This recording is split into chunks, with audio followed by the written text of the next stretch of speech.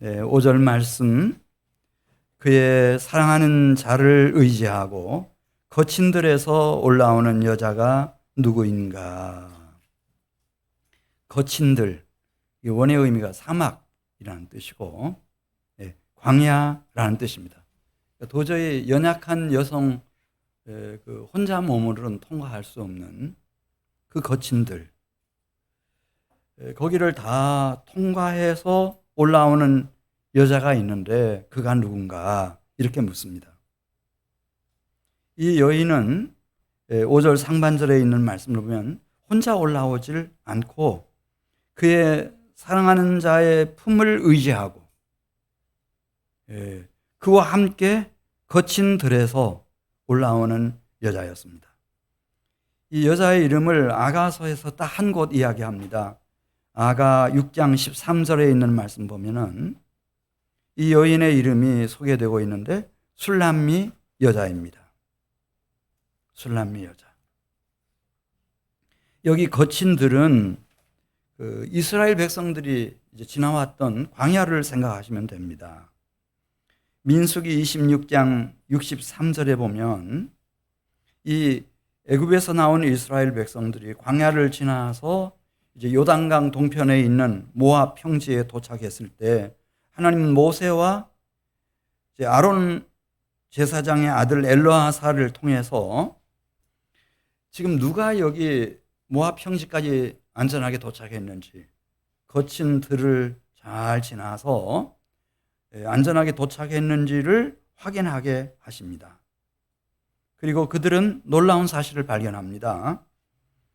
애굽에서 출발해서 홍해를 건넜고 광야를 여행했던 사람들 중에서 여분네 아들 갈렙과 눈의 아들 여호수아 외에는 한 사람도 거기 남아있지 않았습니다.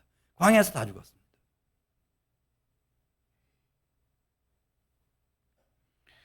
사실 여기 거친 들은 어딘가 출애굽한 그 많은 60만이나 되던 남자 장정만 그 많던 사람들이 어떻게 다 광야에서 그렇게 죽음을 맞이할 수밖에 없었는지. 그런데 우리가 태어난 이 세상을 사실은 흑암에 앉은 백성, 사망의 땅과 그늘에 앉은 자들, 이렇게 성경은 말씀하고 있습니다. 불순종하는 아들들 가운데 지금 역사하고 있는 영이 있습니다. 그 영은 요한복음 8장 44절에 있는 말씀 보면 처음부터 아담과 하와 때부터 살인자입니다. 살인을 즐기는 악한 영입니다. 그리고 거짓의 아비고 거짓말쟁이입니다. 그 어두움의 통치 속에 있는 백성들, 그래서 마태복음 4장 16절에 있는 말씀 보면 흑암에 앉은 백성, 사망의 땅과 그늘에 앉은 자들, 이렇게 말씀합니다. 세상 끝날까지 이 영적인 원리는 변하지 않습니다. 요한계시록 7장 14절에 있는 말씀을 보면은 사도 요한에게 보여주셨습니다. 이 땅에 큰 환란의 흑암이 뒤덮고 있는데 그 환란을 통과해서 마치 거친 들에서 올라오는 술람미 여인처럼 큰 환란에서 나오는 자들이 있었습니다. 그래서 사도 요한이 확인을 합니다. 이 사람들이 도대체 누군가? 이 사람들은 어린 양의 피에 그 옷을 씻어 희게 한 사람들이므로 보좌에 앉아 계신 어린 양이 친히 그들의 목자가 되어주시고 그의 품에 의지하고 이 거친 들을 사망의 음침한 골짜기 같은 이 세상을 통과해 나온 사람들입니다. 보좌 가운데 계신 어린 양이 그들의 목자가 되셔서 생명수 샘으로 이렇게 인도하셨는데 그 인도함을 받은 사람들입니다. 물론 우리는 이 세상을 너무 낭만적으로 생각합니다. 그러나 결코 그렇지는 않습니다. 오늘 아가 8장 5절 하반절 말씀 보겠습니다. 이 세상은 고생이 많습니다. 애쓰고 수고해야 합니다.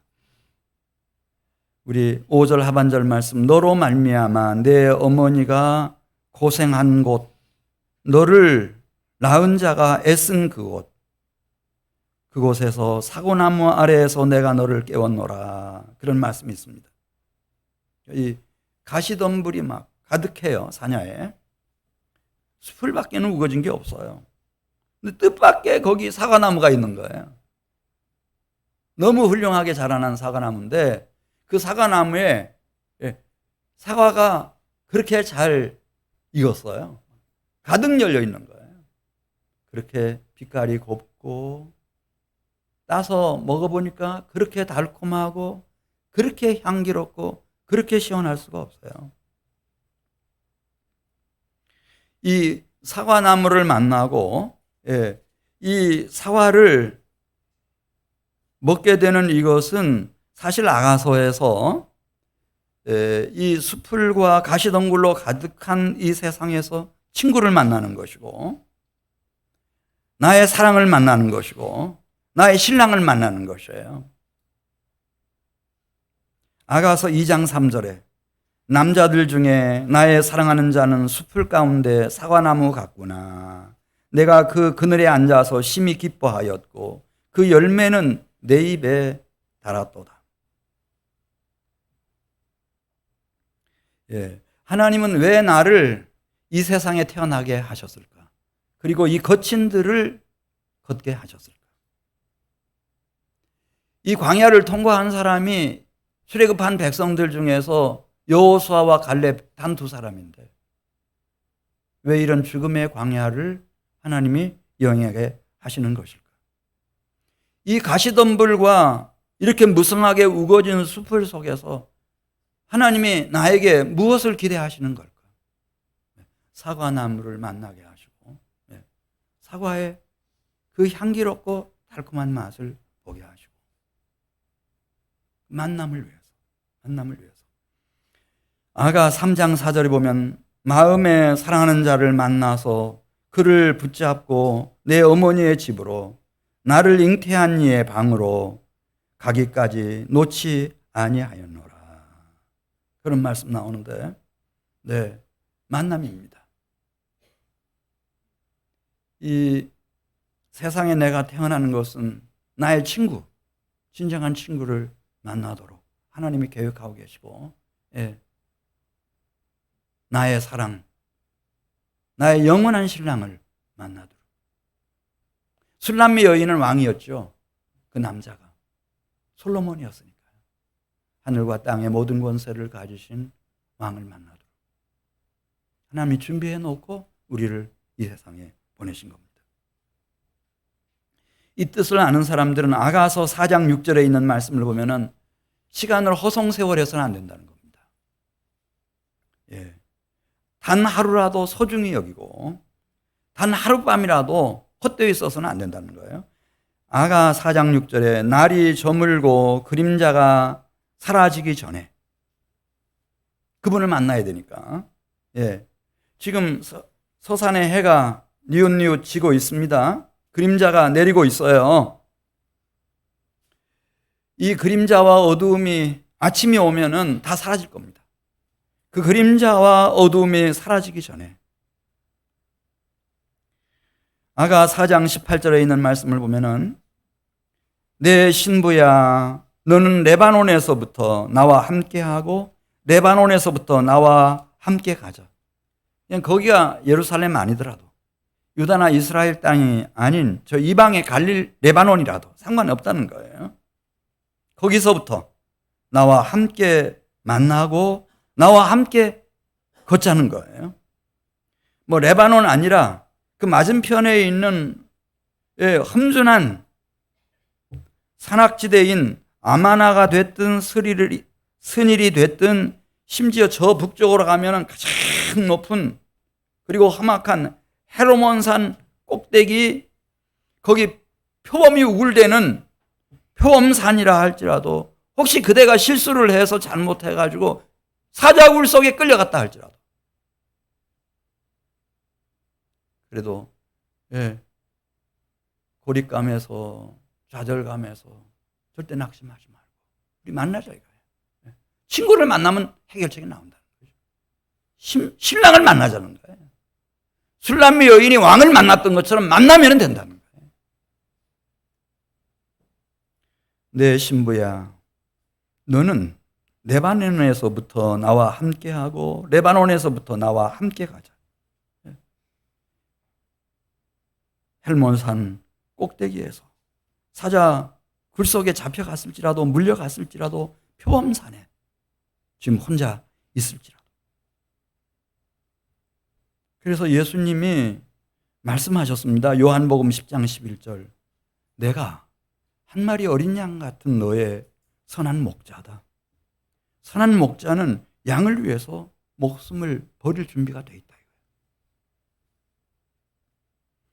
시편 23편 4절에 보면은 어떻게 예수님 오시기 1000년 전에 이런 영적인 천재가 출현했는지는 모르겠어요. 그런데 이새의 아들 다윗이 이 세상을 사망의 음침한 골짜기라고 했어요. 그러니까 특별한 사람들만 표범에게 물려가고 사자굴에서 사자의 밥이 되고 그런 게 아니고 다 넘어지는 거예요. 다 넘어져. 사망의 음침한 골짜기니까. 그걸 통과하는 사람이 없어요. 그럼 어떻게 다윗은 그런 사망의 음침한 골짜기를 정말 통과했나? 얘기합니다. 내가 사망의 음침한 골짜기로 다닐지라도 해를 두려워하지 않은 것은 주께서 나와 함께 하심이라. 친구를 만났다는 거예요. 신랑을 만났다는 거죠. 영원한 왕이신 주님을 만났다는 거예요.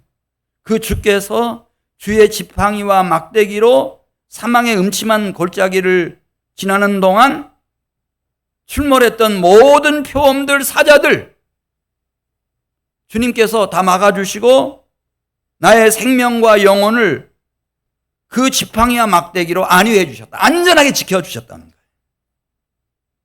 그 주께서 기름을 내 머리에 부어주시니 내 잔이 넘치나이다. 내 평생에 선하심과 인자하심이 나를 따랐고 그래서 마침내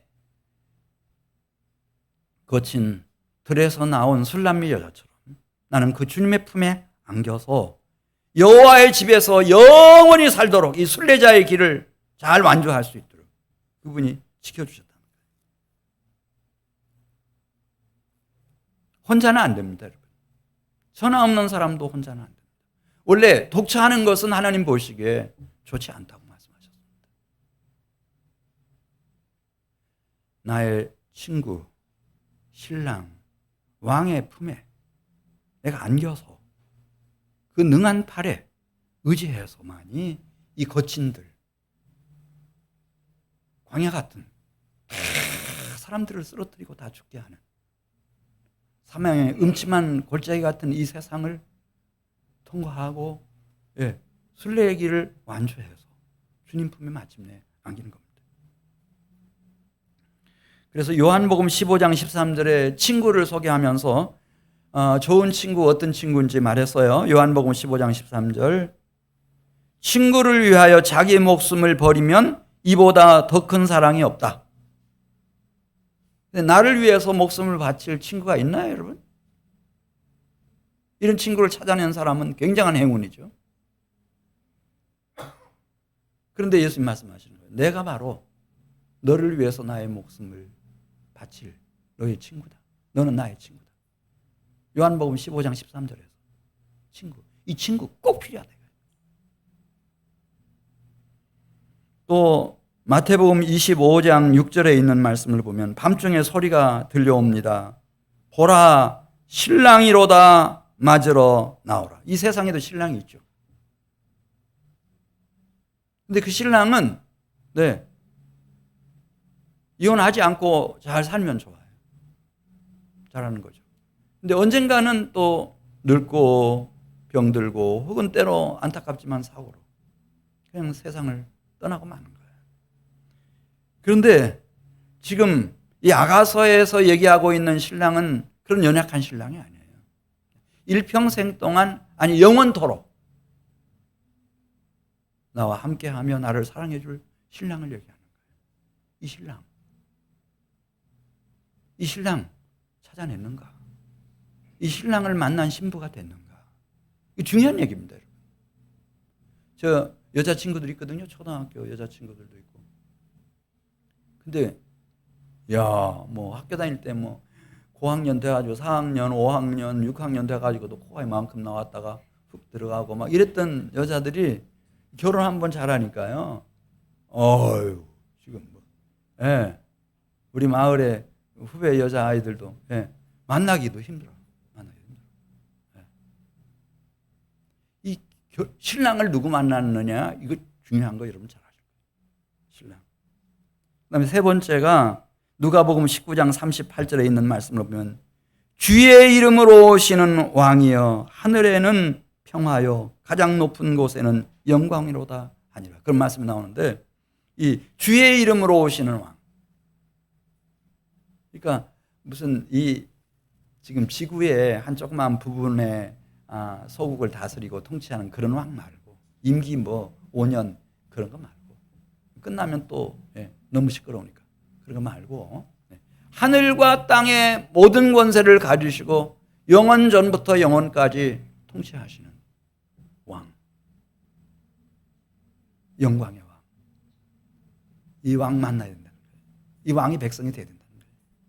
워낙 이 세상이 공중권세 잡은 사탄 마귀가 살인자이기 때문에 거짓말쟁이고 거짓의 아비이기 때문에 그렇지 않고는 이 거친 들을 이 죽음의 광야를 사망의 음침한 골짜기를 혼자서 통과해서 갈 수 있는 사람은 없다는 거죠. 술남미 여자도 그 지혜 지금 칭찬하는 거예요. 그 거친 들을 통과해서 나오는데 보니까 그에게는 친구가 있었다는 거죠. 신랑이 있었다. 그는 왕이었다.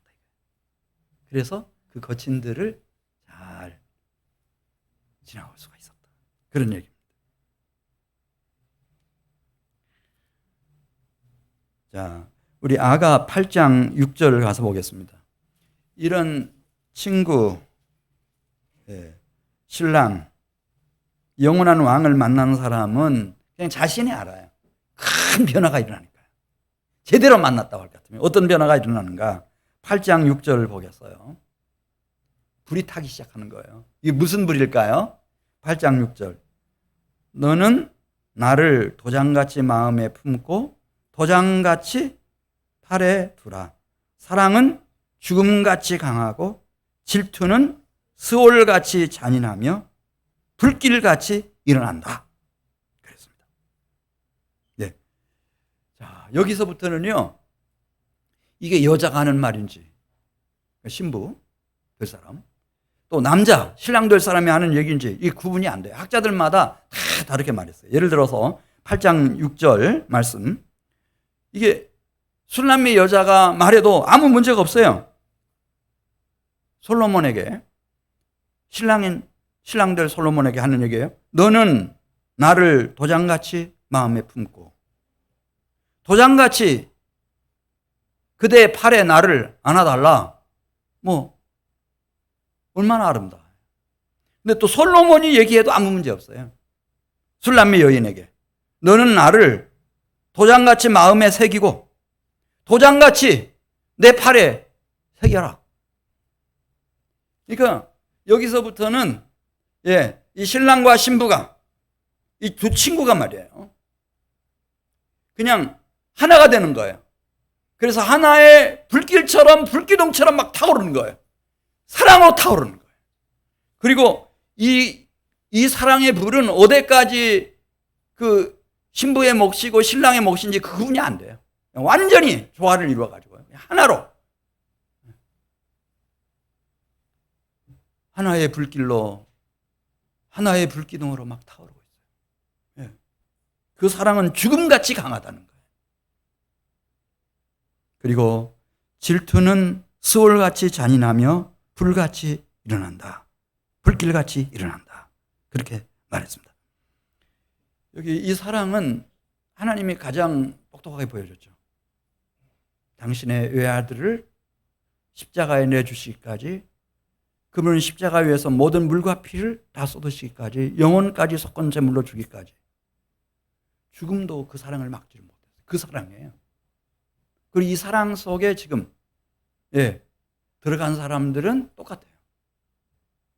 죽음을 두려워하지 않습니다. 특별히 여기 질투라는 말이 나오는데 우리 한국 사회에서 질투는 나쁜 거죠. 그런데 이 성경에서 하나님의 질투를 말할 때는 하나님이 사랑하는 자를 위해서 불같이 질투하시는 건데, 이것은 좋은 의미로 쓰여지는 거예요. 예를 들어서 악한 대적들이, 스가랴 1장 14절에 있는 말씀 보면 하나님의 거룩한 도성 예루살렘 시온을 점령하려고 한다. 그럼 하나님이 그때 하나님이 질투하시는 거예요. 가만두지 않아요. 신명기 4장 24절에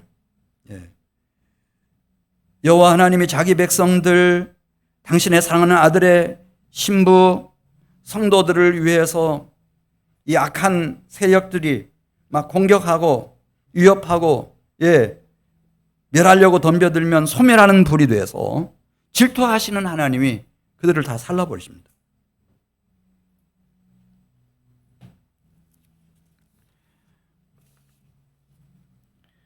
자, 아가 7장 10절 말씀으로 가겠습니다. 아가 7장 10절 말씀 보면 진정한 친구, 신랑, 이 왕을 만난 사람은 그냥 그렇게 무덤덤하게 아무런 변화도 없이 그렇게 미지근하게 그렇게 지나갈 수가 없습니다.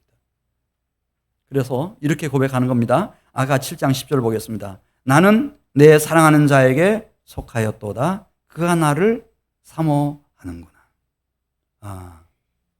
나는 이제 내 친구, 내 신랑, 나의 왕이신 하나님의 아들 그리스도 예수의 지체가 됐구나. 머리이신 그분의 몸이 됐구나. 한 몸이 됐구나. 이걸 느끼는 거예요. 그리고 그냥 마음으로 다 깨달아요. 나의 친구, 나의 신랑, 나의 왕이 나를 사모하는구나. 연모하는구나. 나를 너무너무 그리워하는구나. 이걸 다 압니다. 아가 5장 8절에 내가 사랑함으로 병이 났다고 하지 않습니다. 왜냐하면 하나님의 사랑이시고 그리스도 예수께서 죽음도 막지 못할 사랑으로 다가오시기 때문에 그 사랑을 만난 사람들은 사랑함으로 병이 날 수밖에 없습니다. 그래서 함께 타오르는 겁니다. 이렇게 한 불길이 돼서, 한 불기둥이 돼서 같이 타오르는 것입니다. 마가복음 10장 7절에 이러므로 사람이 부모를 떠나 그 둘이 한 몸이 될지니라. 하나님이 짝지어 주신 것을 사람이 나누지 못할지니라. 그러면서 이 비밀이 크도다. 나는 그리스도와 교회, 그의 몸인 우리 성도들에 대해서 말한다. 그렇게 말씀했는데, 우리가 이 세상에 태어나서 사랑하다가 이제 신랑이 되고 신부가 되고 결혼을 하고 한 몸을 이루고 한 육체가 되고 그렇게 하는 것처럼 이건 전주곡, 서곡이에요. 진짜는 그리스도와 교회, 머리이신 그리스도와 그분의 몸인 교회, 그리고 그 몸을 구성하는 지체, 나는 그분의 몸이 되고 한 몸이 되는 거죠. 그분은 나의 머리가 되시고. 이것이 어디서 이루어지는가? 전생에서 이루어지는 것도 아니고 내 생에서 이루어지는 것도 아니라 베드로후서 3장 8절에 있는 말씀을 보면은 내가 태어나서 육신을 입고 살아가는 이 세상에서 이루어지는 거예요. 그래서 사랑하는 자들아, 죽게는 하루가 천년 같고 천년이 하루 같다는 이 한 가지를 잊지 말라. 히브리서 3장 13절 오직 오늘이라 일컫는 동안에 매일 피차 권면해서 이 오늘 이 사랑하는 사람들은 그걸 알 거예요. 일각이 여삼추다 그런 말도 있지만은 하루가 천년 같다는 거예요. 이건 더 강한 거예요. 그렇게 기다리죠. 그분 앞에서 하나님이 나에게 주신 생애, 세월, 이 시간 하루하루를 허투루 쓰지 말라는 거예요. 오늘이라고 일컫는 날을 매일 잘 챙겨가셔야 돼요. 그래도 그렇지 나같이 이렇게 미약하고 불의하고 실수도 많고 허물도 죄도 많은 인생이 이게 솔로몬 왕이라면 모르겠어요. 술람미 여자가 뭐 이렇게 사랑을 해서 참 성공한 사례가 있으니까 그건 모르겠는데 어떻게 그건 솔로몬 왕도 아니고 하늘에 계신 전지전능하신 하나님의 사랑하는 아들 그리스도 예수와 친구 관계, 가장 친밀한 신부와 신랑의 관계, 그런 관계 속에 내가 들어갈 수가 있나. 네, 베드로후서 3장 9절에 보면 다 아신다는 거예요. 우리가 진토인 거, 얼마나 미약한 거 하나님 다 아신대요. 그럼 단 한 가지만 요구하셔요. 우리를 불쌍히 여기시고 긍휼히 여기시기 때문에 은혜 베푸시기를 기뻐하시기 때문에 한 가지만 나한테 요구하셔요. 한 가지가 여러분 실력일까요? 건강일까요? 돈, 나의 소유일까요? 나의 명성일까요? 뭘까요, 여러분? 하나님은 한 가지만 원하셔, 한 가지. 베드로후서 3장 9절. 베드로후서 3장 9절에 나와요. 주의 약속은 어떤 이들이 더디다고 생각하는 것 같이 더딘 것이 아니라 오직 주께서는 너희를 대하여 오래 참으사 아무도 멸망하지 아니하고 다 무엇에 이르기를 원하신다 그랬죠? 여기서 뭐라고 그랬는데? 회개. 회개하면 불쌍히 여기죠.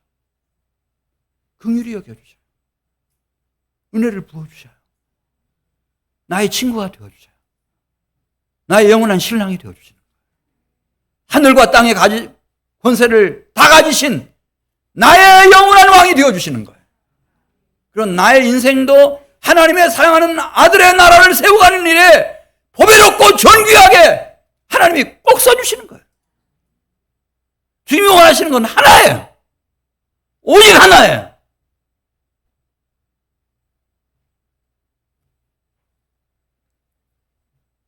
진짜일까? 예, 진짜 그랬어요. 보세요.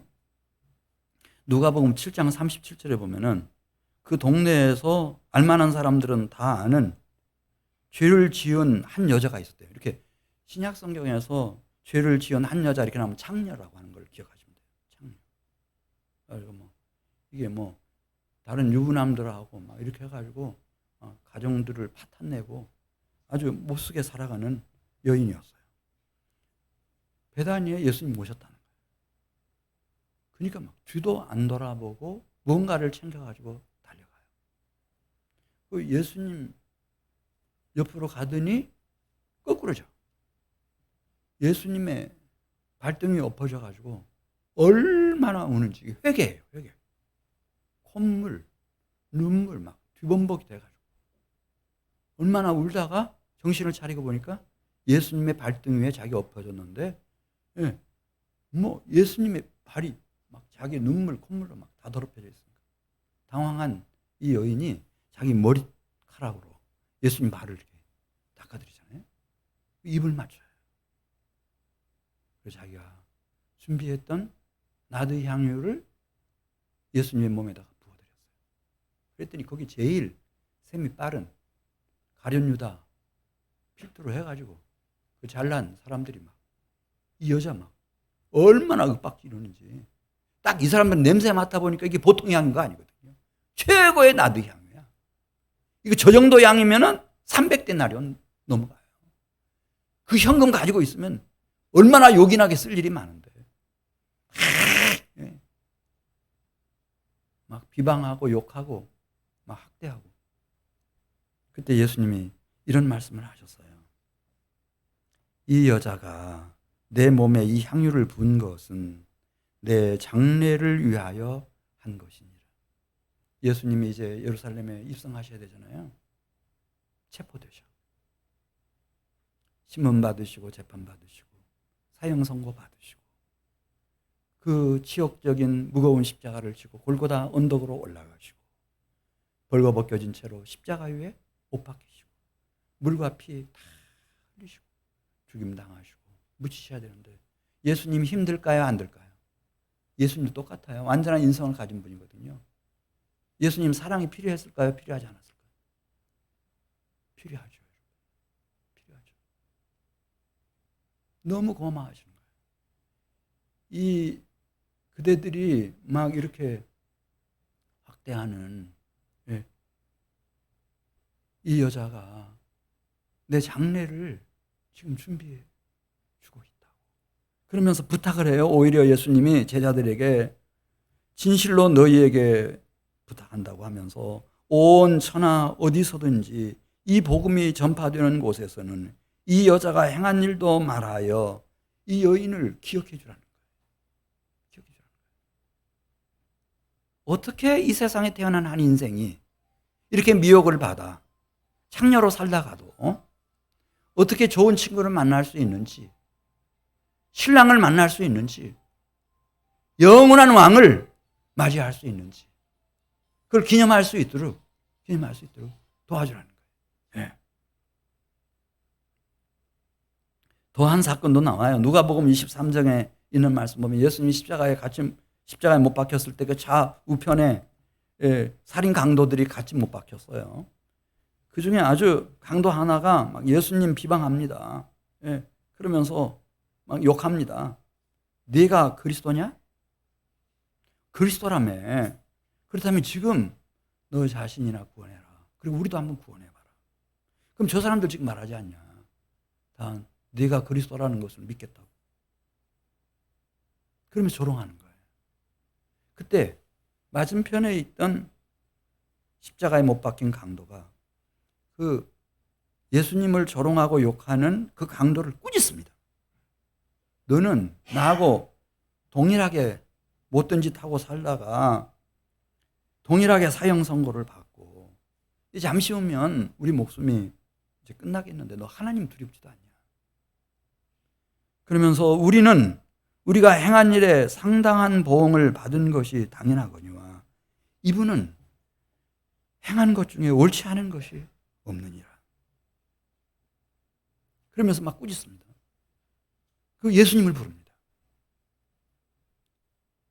예수님, 당신의 나라에 임하실 때에 저를 기억해 주십시오. 저를 기억해 주십시오. 그때 예수님 말씀하시죠. 너 분수를 알아야지. 너 젊어서 아니 일평생 어떻게 살았는데 지금 사형 선고 받고 사형 집행하는 이 순간에 뭐라고? 예수님 그렇게 말씀하셨죠? 아닙니다. 예수께서 이르시되 내가 진실로 네게 이르노니 오늘 내가 나와 함께 어디에 있으리라고 말씀하셨어요? 예수님 가시는 낙원에 같이 들어간다는 거예요. 이거예요. 우리가 이 세상에 온 것은 물론 실력을 쌓아야죠. 큰 성공을 해야죠.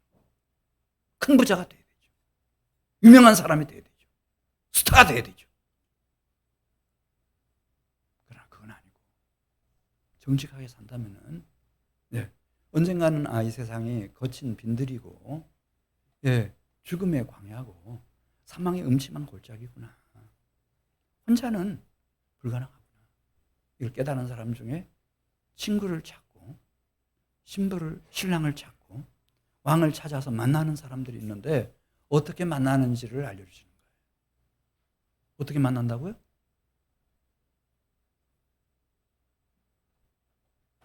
여러분이 창녀가 어떻게 예수님 만났나요? 한편 강도가 어떻게 예수님 만났어요? 회개.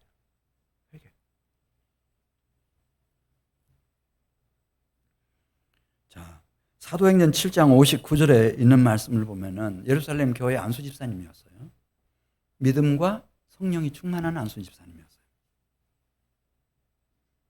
그가 복음을 전하다가 이 대적들에게 끌려가 가지고 돌에 맞아서 죽어가는 장면입니다. 그게 뭐 죽어가는데, 돌에 맞아 죽어가는데 하루가 걸렸겠어요? 뭐 1시간이 걸렸겠어요? 순식간이죠.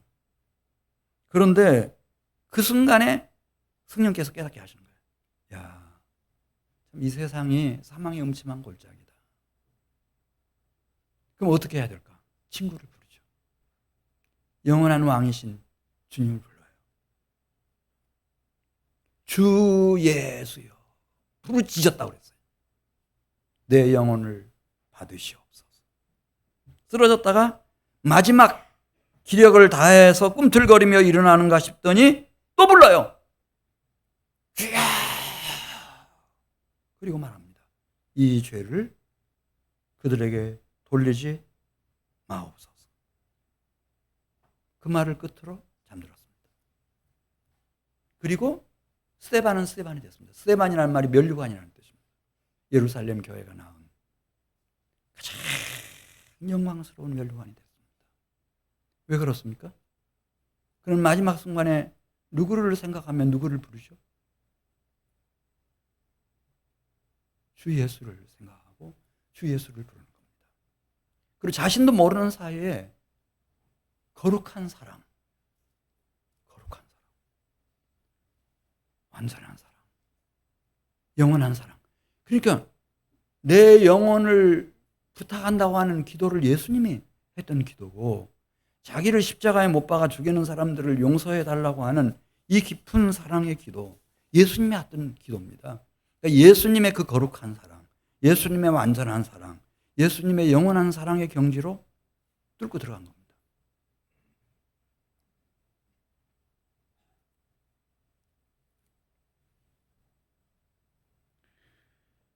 네. 자, 하나님은 왜 나를 이 세상에 보내셨을까? 지금 두 가지 말씀드렸습니다. 하나는 우리가 이 세상에 와서 친구, 신랑, 하늘과 땅의 모든 권세를 가지신 영원한 참된 왕 만나야 됩니다.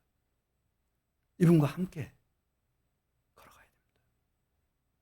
두 번째, 그분을 만난 사람들은 뭐 누가 그렇게 하라고 시킬 것도 없습니다. 그냥 속에서부터 불이 붙기 시작하고 불이 타기 시작해서 나의 친구이며 신랑이며 왕이신 그분과 함께 하나의 불길로, 하나의 불기둥으로 타오릅니다.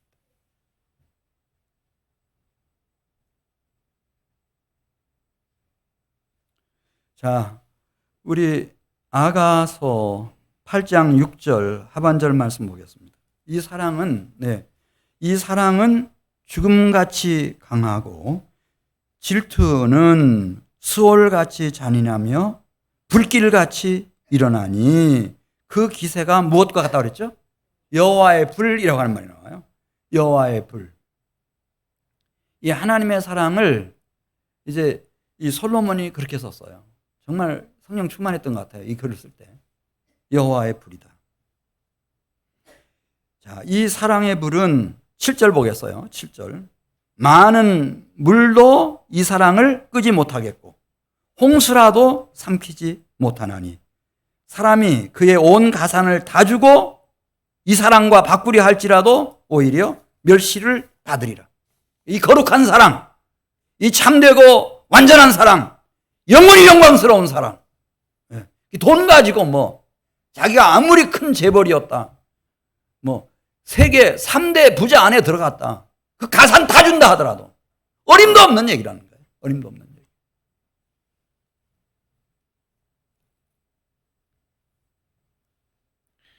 여호와 하나님의 존재 방식을 이제 이스라엘 백성들이 처음 봤어요. 이분이 시내 산 위에 강림하셨을 때 그 모습을 전 이스라엘 자손들이 동시에 보면서 이렇게 썼습니다. 출애굽기 24장 17절 말씀입니다. 산 위에 여호와의 영광이 이스라엘 자손의 눈에 무엇같이 보였다고 그랬죠? 맹렬한 불같이 보였어요. 맹렬하게 막 솟구쳐 오르는 불. 그러면 화산, 용암이 폭발하고 이건 비교도 안 될 만큼 그렇게 맹렬한 불. 다니엘 선지자도 보았어요. 다니엘 7장 9절에 있는 말씀 보면 그 보좌에 앉아 계신 분이 계셨는데 그분의 보좌로부터 불이 강처럼 흘러나왔다는 거예요. 불이 강처럼 흘러나왔어요. 여호와는 불이에요.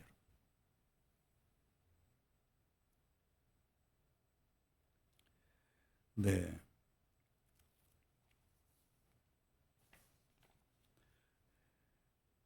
그래서 이분은 그 불로서 말이죠. 예. 소멸하는 불인데, 사랑의 소멸하는 불인데, 자기 백성들, 경건한 백성들 이 땅에 이제 일으키기 위해서 그 소돔과 고모라를 하나님이 어떻게 하시나?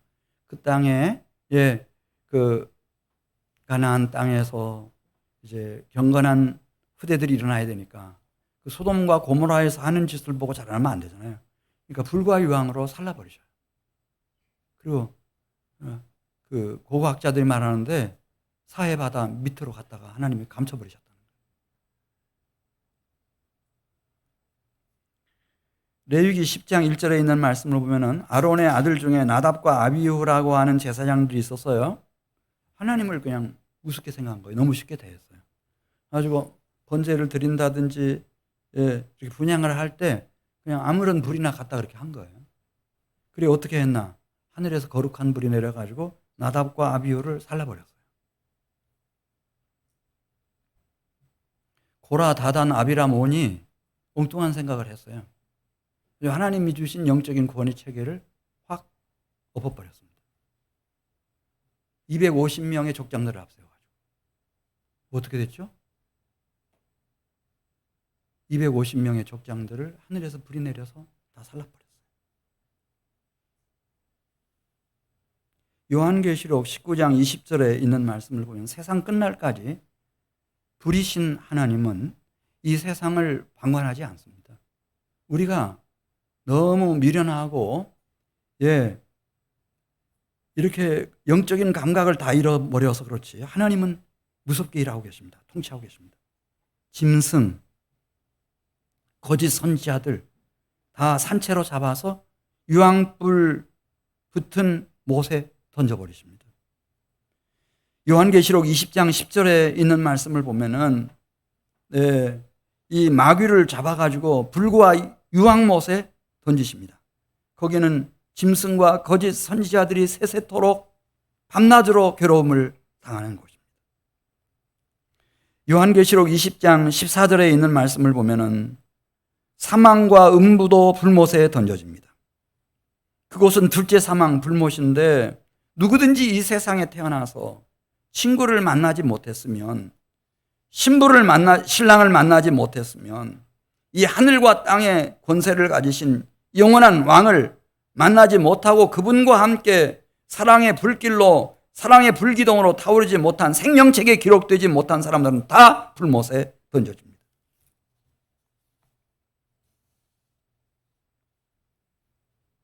그렇지만 주님은 하나님께로 돌아와야 할 백성들을 위해서는 이분은 꺼지지 않는 불입니다. 호렙산에 불이 붙었습니다. 꺼지질 않습니다. 모세가 그 불을 찾아갔다가 여호와의 종이 되는 겁니다. 신명기 1장 33절에 있는 말씀 보면은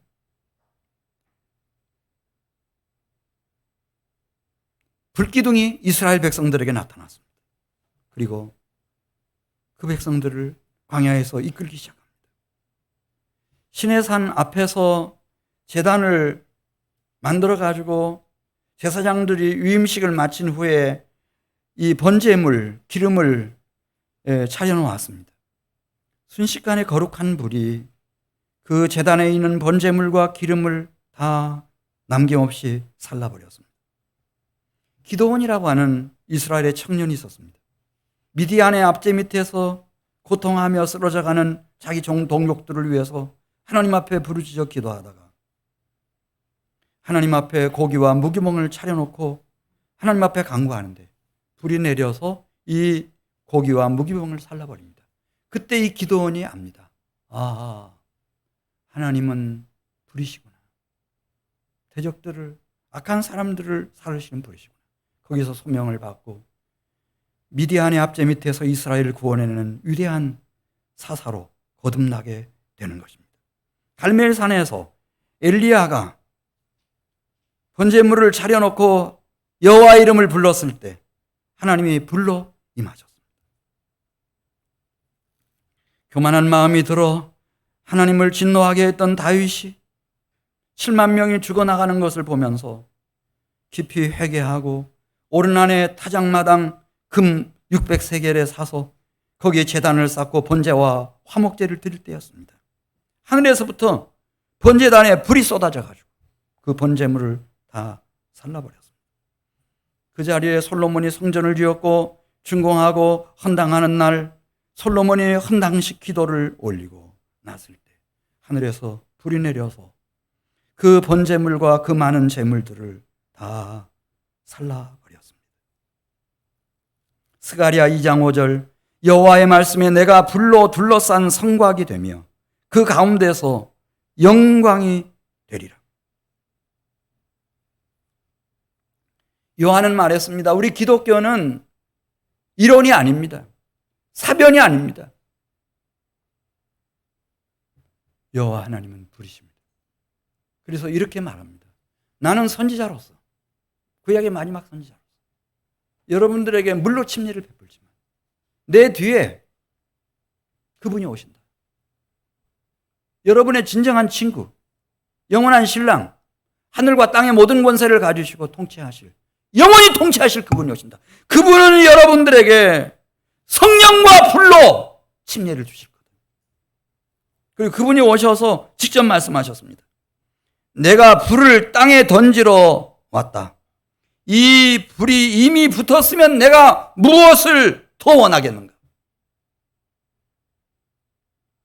그분이 십자가의 사역을 마치시고 승천하신 후 오순절날 그분의 약속을 믿고 함께 모여 전심으로 기도하던 120명의 제자들에게 성령이 불같이 임했습니다. 그리고 그들이 증거한 증언이 지난 2000년 동안 이 인류 사회를 바꿔가고 있습니다. 여호와의 불은 성령의 불입니다. 성령의 본질은 사랑입니다. 그거 아세요? 어떻게 나같이 누추하고 비천한 인생 속에 그분이 내주한다 그러잖아요. 그 하나님의 영이, 그리스도 예수의 영이 들어오셔서 나는 때로 의심도 하고, 무시도 하고, 멸시도 하고, 해방도 하고, 막 소멸시키려고 작정하고 덤비는 사람처럼 그렇게 행하는 거예요. 그런데도 하루 24시간, 일평생 동안 하나님의 선하시고 기뻐하시고 온전하신 뜻을 따라 그렇게도 말할 수 없는 탄식으로 중보하고 계시는 성령님의 본질은 사랑입니다. 사랑 아니면 그렇게 할 수가 없어요. 사랑입니다. 그래서 그분이 주시는 은사, 다 성령께로부터 오는 은사인데 성령이 주시는 은사 중에 가장 큰 은사가 무슨 은사인지 아세요? 너무 잘 아시네. 무슨 은사라고요? 사랑. 그래서 고린도전서 13장에 제일 큰 은사, 내가 너에게 알려주마. 사랑이다. 성령의 열매가 9가지가 나오는데요. 그 중에 가장 귀한 첫 열매가 뭔지 아세요? 갈라디아서 5장 22절부터 나오는 성령의 최고의 열매가 뭐예요? 사랑이에요. 그 다음에는 다, 그 사랑하면은 다 희락이 있게 돼 있고, 화평하게 돼 있고, 다 나오는 거예요. 온유하게 돼 있고, 충성하게 돼 있고. 사랑하면 다 그렇게 돼 있어요. 사랑이에요. 키워드 하나로 말하면 사랑이에요. 여호와의 불은 성령의 불이고요. 우리 기독교는 불의 종교예요. 원래 그래요. 묻잖아요. 엘리야가 여러분들이 여러 신을 섬기는데 자기 신을 불러가지고 불로 응답하는 신이 하나님이다. 맞은가? 그러니까 다 맞다고 그러잖아요. 원래 처음부터 그랬어요. 처음부터. 여호와의 불은 이제 우리에게 그리스도 예수 안에서 성령의 불이 됐고, 이 성령의 불이라고 하는 것은 사랑의 불길이에요. 사랑의 불길. 이 성령 받으면은 이상한 사람 되는 게 아니고요. 정말 사랑의 인격, 사랑의 성품, 사랑을 살아내는 사람이 되는 거예요. 그래서 그리스도의 향기와 편지가 되는 거예요. 우리 권사님 한 분이 지난 여러 달 동안을 그렇게 간절히 기도하셔요. 제가 나오면 저도 일찍 나오는 편인데 더 먼저 나왔어요. 그렇게 기도하셔요. 왜 이렇게 간절하게 기도하실까? 그러면 이제 시간이 몇 달이 지났죠. 소식이 들려와요. 우리 권사님이 아들을 위해서 자신의 신장을 기증한다. 그래서 제가 이제 통화를 했어요. 통화하고 그 뒤에도 몇 차례 통화했는데 그 권사님이 원래 굉장히 수줍이 많으셔요. 잘 얘기 안 하시는 분이에요. 근데 그 결심하고 난 이후 권사님 달라졌어요. 얼마나 그 마음이 화창한지, 하나님이 주시는 평화가 얼마나 가득한지 전 처음 봤어요. 그리고 당당하고 그 자신감 있고 그렇게 정직하게 저한테 다 얘기해 주시는 거예요. 기도해 주십시오. 나중에 이제 이식 수술이 끝나고 난 후, 신장 이식 수술이 끝나고 난 후, 그분이 말씀하셨어요. 내 친정 어머니로부터 태어난 형제들이 이렇게 있는데 그 중에 다 당뇨가 있어서 어려움 속에 있는데 하나님이 나만은 건강하게 해주셨다는 거예요. 당뇨가 없게. 그래서 사랑하는 아들을 위해서 신장을 기증할 수 있게 된 것이 얼마나 기쁘고 감사한지. 오늘 예배 나오셨더라고요. 모든 창조물 중에 하나님의 형상대로 지음받은 인간만이 가지는 이 거룩한 사랑이에요. 이 세상에 거룩한 사랑이 있을까요? 없을까요, 여러분? 있어요. 있어. 진정한 참사랑이 있을까요? 없을까요? 그래서 예수 안에 다 있잖아요. 온전한 사랑이 있어요. 영원한 사랑이 있어요. 영원히 영광스러운 사랑이 있어요. 그 사랑 속에 들어가는 거예요. 이게 영생으로 들어가는 거예요. 그리고 우리는 사랑하는 영원한 친구, 신랑, 하늘과 땅의 모든 권세를 가지신 그 주님과 함께, 우리 아버지 하나님과 함께 그 아버지의 집에서 영생 복락을 누리며 그 거룩한 사랑, 그 참되고 진정한 사랑, 그 완전한 사랑, 그 영원한 사랑, 그 영광스러운 사랑을 세세무궁토록 누리는 거예요. 그게 우리의 목적이에요.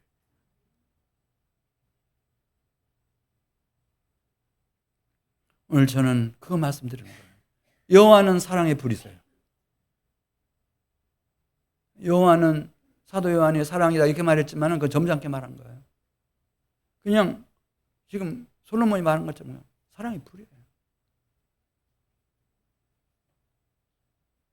다 여호와의 불, 성령의 불을 받으시기를 바라고 회개하면 다 주셔요. 회개하고 그분의 약속을 믿고 간구하면 다 주셔요. 만약 그럼에도 불구하고 만일 성령의 불을 안 받으면 제가 볼 때는 직무유기예요. 열이면 열, 120명이면 120명 다 주셔요. 다 주셔요.